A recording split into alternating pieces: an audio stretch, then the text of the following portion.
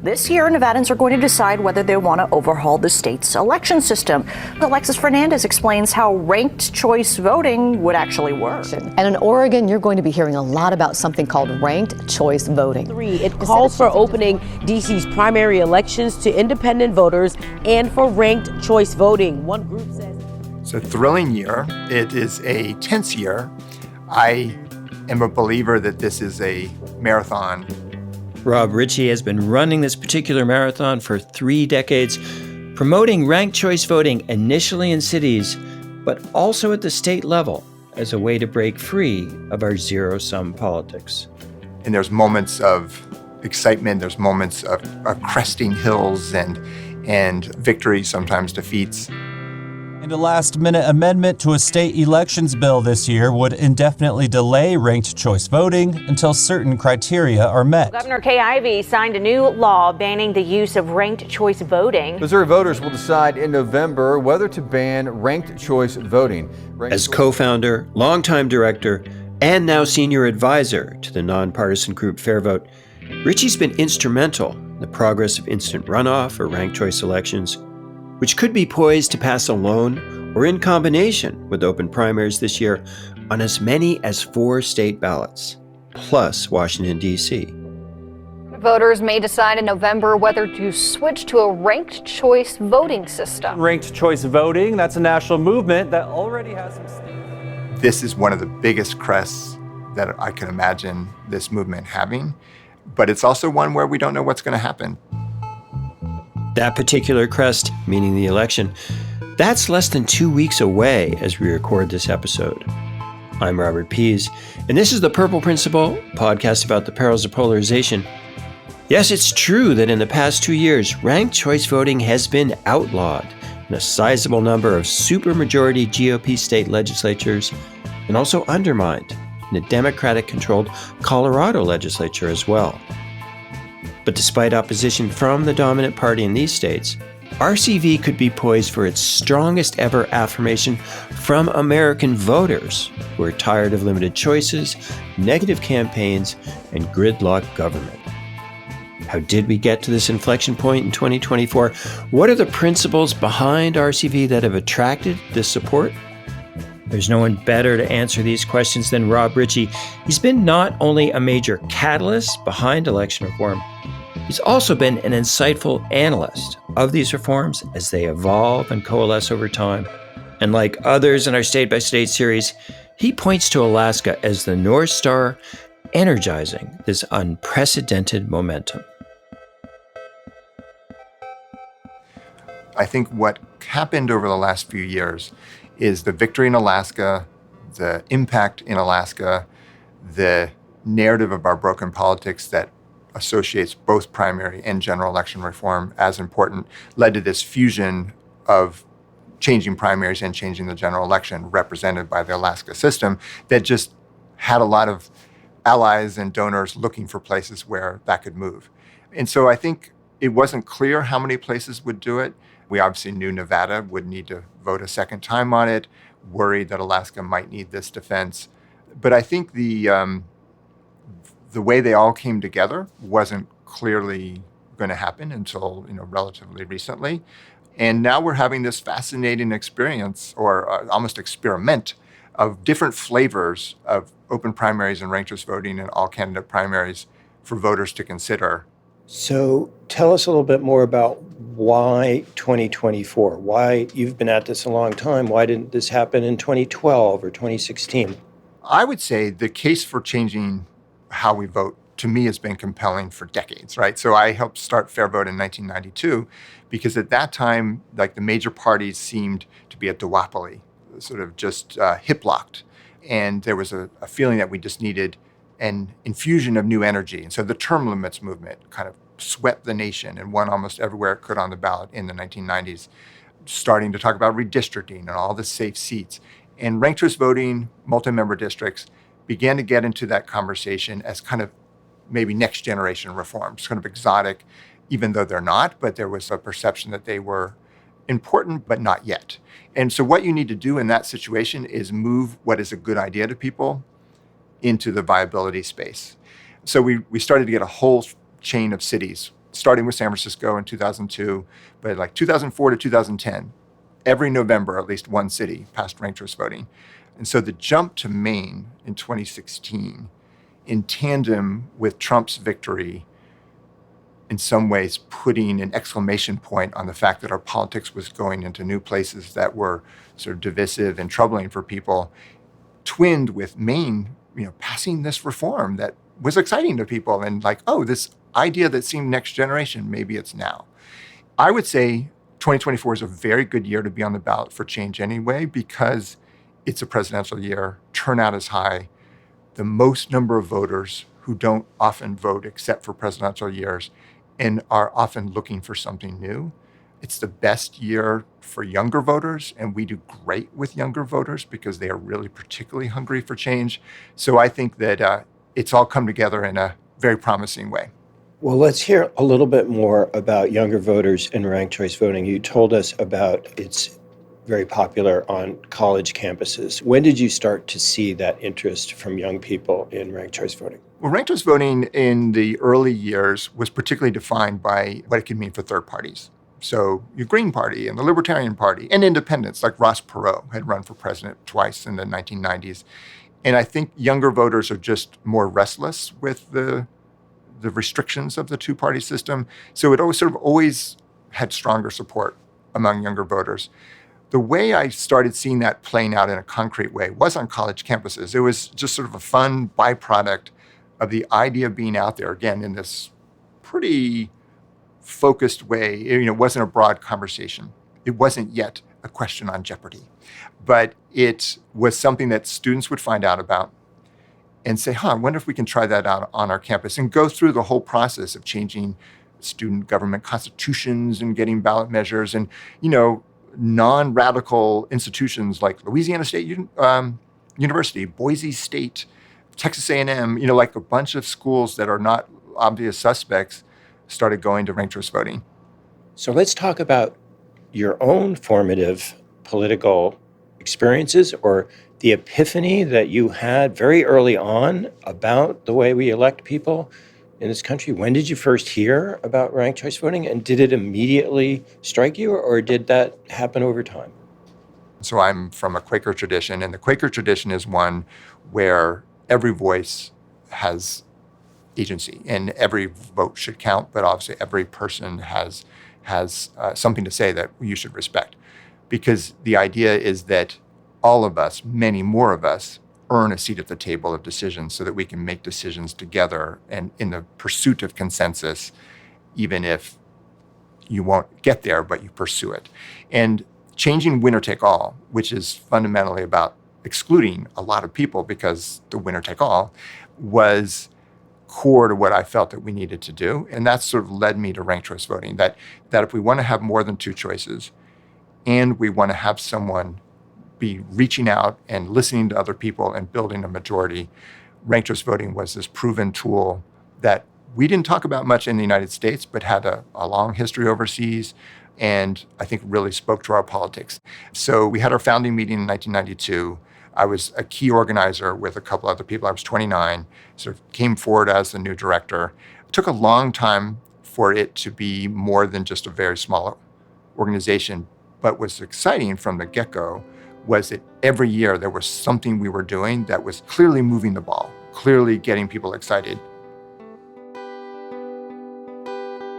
We're talking with Rob Richie this episode. He's co-founder of FairVote, the foremost national advocacy and strategic partner group for ranked choice voting over the past 3 decades. During that time, RCV has grown in usage and acceptance from a few cities to many dozens of cities, and in recent years to the state level as well. The first breakthrough was Maine in 2016, then Alaska in 2020 as part of top 4 voting, and in 2024 to potentially several more states, either as a single reform such as in Oregon, or as part of top 4 or 5 elections in Nevada, Idaho, and Colorado. We asked Rob Richie about what seems like an acceleration of movement towards RCV in recent time, but we learned these efforts have actually been many, many years in the making. So Maine is a great example of a win being the end point of a long journey. So way back in the 1990s, Maine passed public financing for their elections, the first big win to do that. And that means that there were more candidates able to run with a certain amount of money. And once you have more candidates running, you have a conversation about how do we handle having more candidates running? It also is a state that is intriguingly open to voting for independents. Angus King was elected as an independent for governor way back in the 1990s when Ross Perot was on the ballot. He finished second in Maine. Their biggest city of Portland passed ranked choice voting in 2010, and I was brought up to be a speaker to the Charter Commission. They decided to make it part of electing the mayor. That won. So their biggest city started using it 2011. First time out was really interesting. More than a dozen candidates ran. And it was really exciting for this impact it had for voters both handling the system and for candidates learning how to reach out beyond their base. And people really liked what they saw. They used it again in 2015. So things kind of ratcheted up after that. You had both experience, you had with it in a city that was in the state, you had a problem that people could understand. And all of that contributed to an effort that was led by Mainers, but FairVote was the key national partner for. And it won a great effort with 52%. Who wins? Maine is set to become the first state in the nation to use a method called ranked choice voting. So we were talking about earlier efforts in Alaska that had failed by a wide margin. Could you tell us very briefly about those failed efforts and what was your feeling in 2018 or 19 when you heard about another attempt? Yeah. So Alaska and Maine, interestingly, those two states are ones where independents have done particularly well. We've had governors be elected in both states as independents, and they're states that were always sort of on the reform radar. So I was invited to make these speeches to the Lincoln Day dinners in Juneau and Anchorage in 2000. And that was the same year that Ralph Nader had such a clear impact in the presidential race. And so we got it on the ballot, but then it sort of lost some of the energy and legs from kind of the conservative voters that had been motivated by it. We had some sense of hope because we had kind of an interesting coalition behind it, but it lost badly. And so in your own thinking, it also seemed around that time, you looked at the top two elections in the states of Washington, California, and began to think about top four as perhaps the better model. So my first reaction to hearing about the top two primary was frankly a somewhat sectarian one because it wasn't opening up general elections. For me, it was really fundamental that we have more than two choices in November. A lot of good things flow from that for me. A couple years later, we had an election in California with the system. Washington State was already using that system that they had passed. And we modeled what top four would look like. And we issued some papers in 2013, 2014.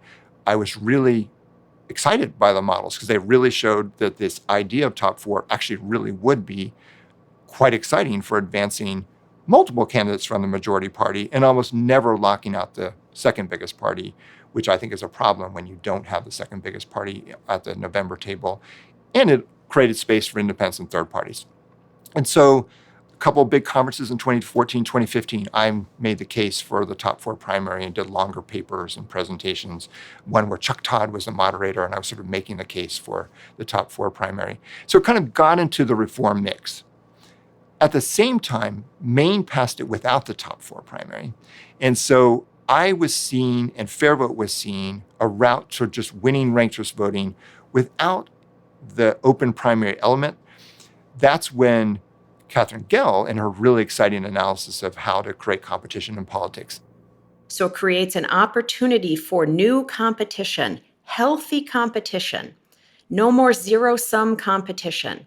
And competition is key in any marketplace. And kind of came up with the idea semi-independently, was probably sort of inspired by things that we had done, but she really made it her own and sort of got the idea deeper into a new constituency of people concerned about government being dysfunctional.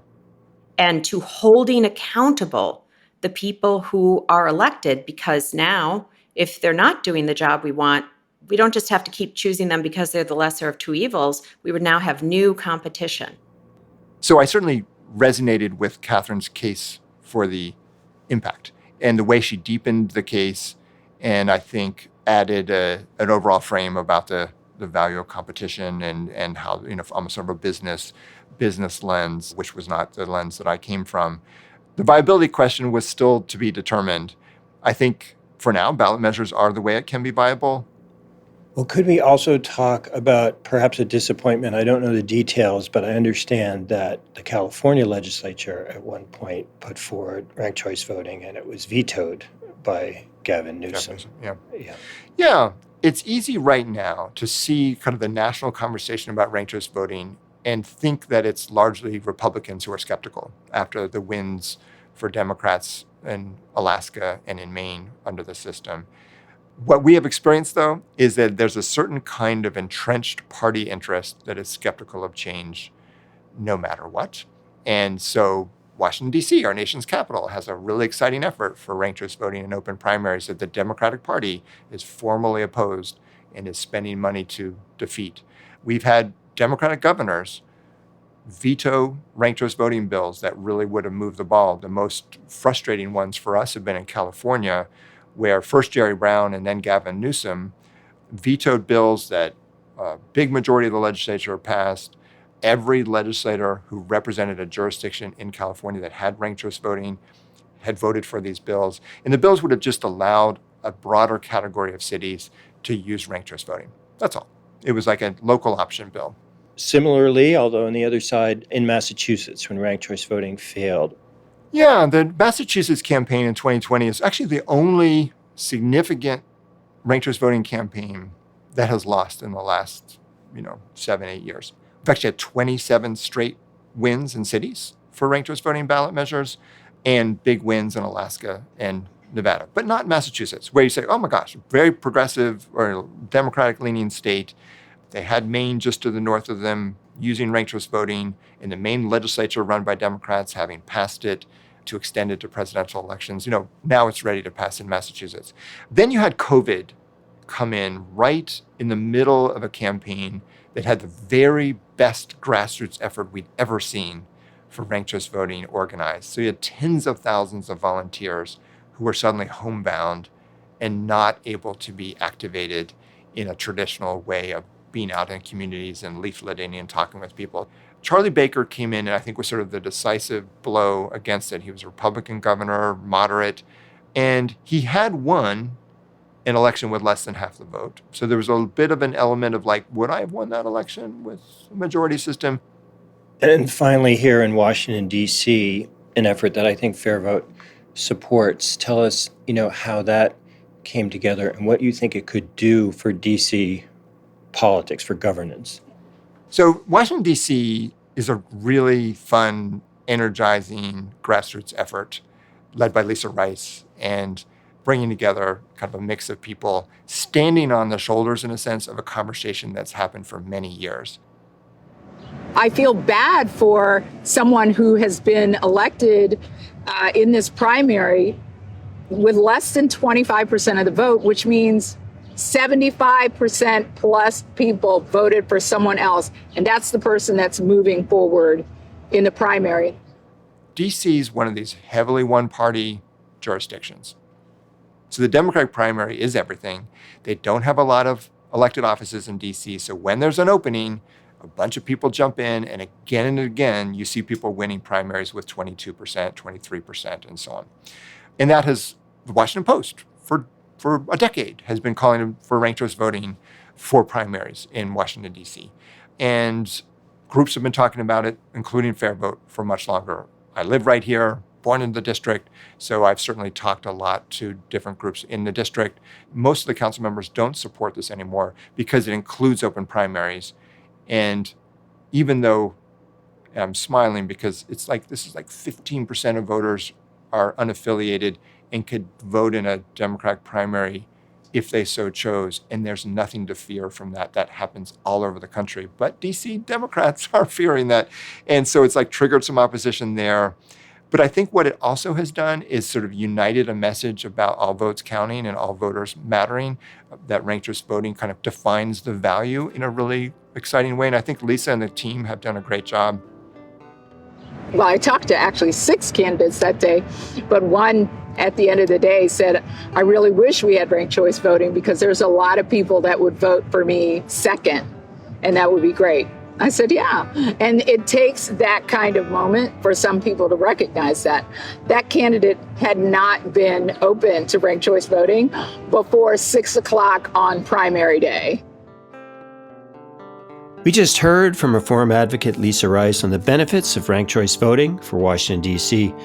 That's an effort supported by FairVote, co-founded by our special guest this episode, Rob Richie, who's still a key advisor to that organization 3+ decades on from its founding.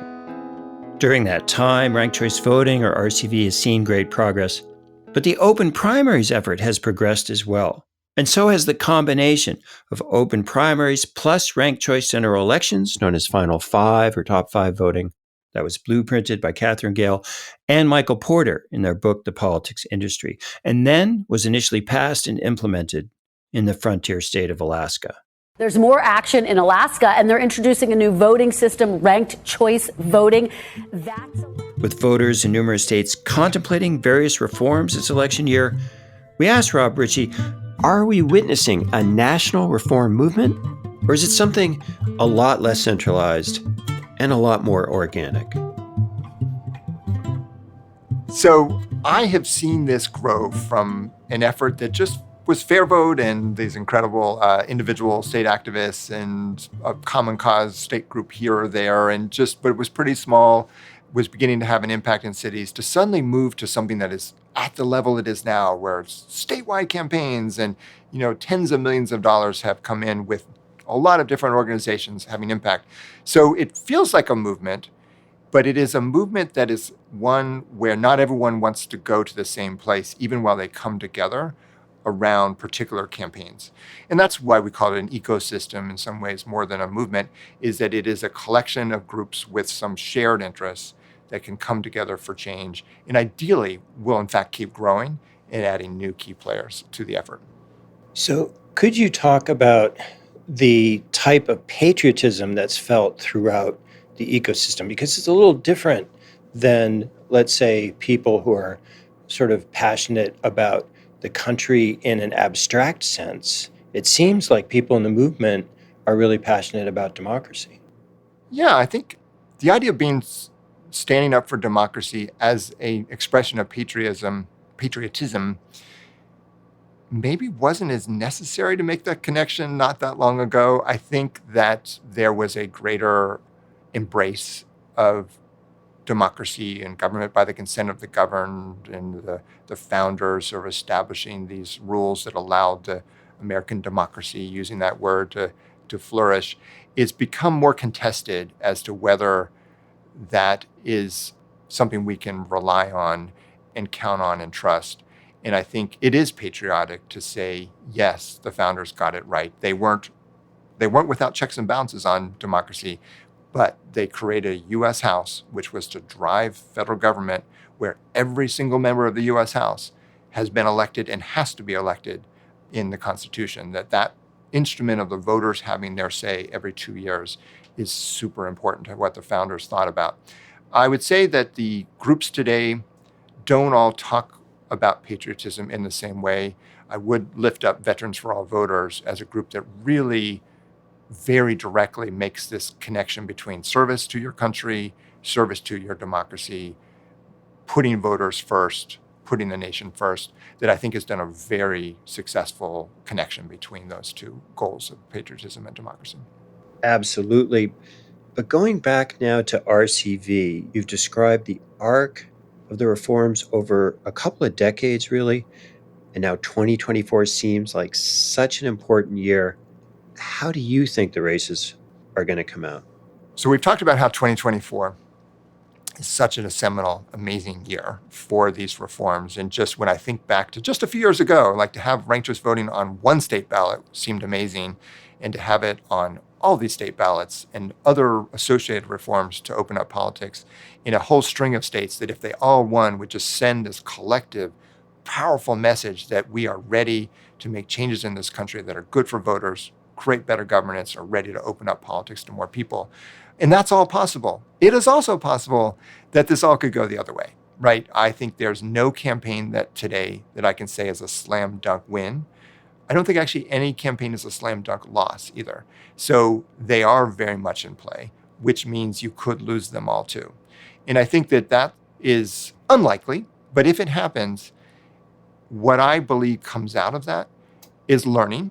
We have in some ways a really interesting learning experience because almost every ballot measure is slightly different and collectively very different when you look at each end of them. And which ones wins, which ones don't, which states pass them, which don't, what messages worked, what didn't. So I think there's going to be an incredible learning opportunity from a defeat. The problems in our politics are very much continuing, likely to get worse, sadly. I think there's hope that we can break from this cycle, this sort of fever that we're in. I think the incentives created by the current system actually make that very difficult. So we learn. We keep together. We find new supporters. Ranked choice voting, as one particular effort, has had its highs and lows, and they were lower highs and different kinds of lows before. But in some ways, it's just a matter of time and persistence that we're ultimately going to, I think, make these changes here in the United States. So if this year it just so happens that open primaries passes in South Dakota and Arizona, but not a lot of ranked choice voting states pass, can you still take some personal pleasure in the fact that the ecosystem has had some wins? Obviously, it would be tremendously disappointing for me. The takeaway that I would have from that is there's a change environment that allows some really important progress to be made. In this case, only for the open primaries movement, as it turns out. But that is a reflection that voters are still ready to support change. What gives me confidence that ranked choice voting doesn't actually need to win this November is it is a unique tool to address a very simple problem. What do we do when more than two people are on the ballot?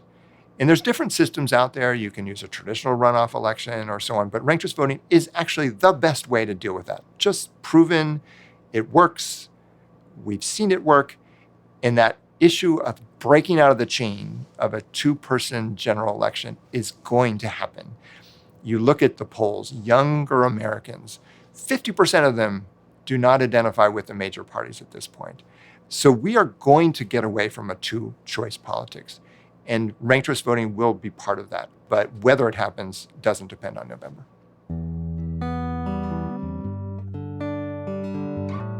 Rob Richie of FairVote, making the point there that ranked choice voting has a logic and momentum of its own, regardless of the outcomes in any single election year.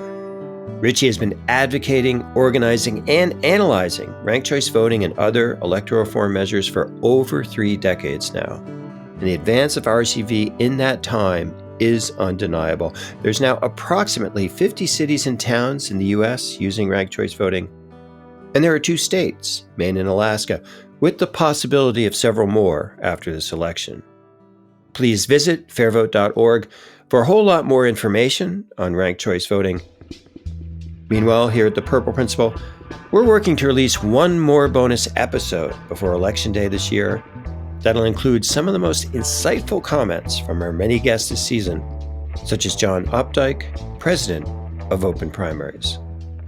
And part of what I think is so healthy is that the national groups are saying, hey, let us show you our research. Let us show you what this looks like from up looking down. And the local people say, great, that's really helpful. Let us show you what our local polling looks like. Let us show you what our political culture looks like. Let us show you the specific dynamics in Oklahoma or South Dakota that are different than these other states. Nick Triano of Unite America. I think people are more suspicious to changes in election law because, and I do think this is true, that both political parties have sought to find advantage for what might help their base have greater access or the other party's base have less access to the ballot. And unfortunately, that's a game that they've been playing for some time. And Catherine Gale of Final Five Voting and the Institute for Political Innovation. It's ultimately critical in a way that maybe we haven't realized before that a democracy has not only a constitution as its foundation that creates the overall rules of the democracy, but that the democracy figures out the rules of the game for the important components of democracy, and in this case, the hiring system, the election system, and that you have to figure those out in a way that makes the people elected in that system, makes people hired in that system, can do their jobs really well. Along with comments from the always insightful and inspiring Andrew Yang, former presidential and mayoral candidate, and now co-chair of the Forward Party. And if someone asks me about each state, I have a confidence interval that's a little higher, a little lower, but what's fascinating is that all of them are going to be close. Plus, you don't know what the opposition is going to do in the last 2 weeks. That's always this giant unknown. So I'm optimistic, but concerned. We hope you'll join us for that episode. Check out our YouTube and social media pages for video highlights of all interviews and episodes. And get out the vote in your house this election day, including the vote for ballot initiatives, state and local, whether regarding election reform or other issues. Ballot measures truly are democracy in its most direct form. Purple Principle is created by a talented team of media reformers: Kevin A. Klein, senior audio engineer; Vienna Maglio, bookings and field producer; Trevor Profit, digital ops and strategy; Mary Claire Kogler, video production; and Sarah Kim, fact-checking and research. Purple Principle is a Fluent Knowledge production. Original music by Ryan Adair Rooney.